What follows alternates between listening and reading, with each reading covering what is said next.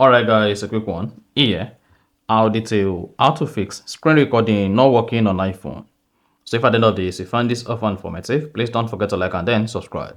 If you are trying to record your iPhone screen, and now you discover that the screen recording button is not working, if you try to click on screen record, and then this is going to help you to fix this. Literally, this may be due to outdated software. So what you need to do here is go ahead and open settings. On the settings, scroll down, click on general, click on software update.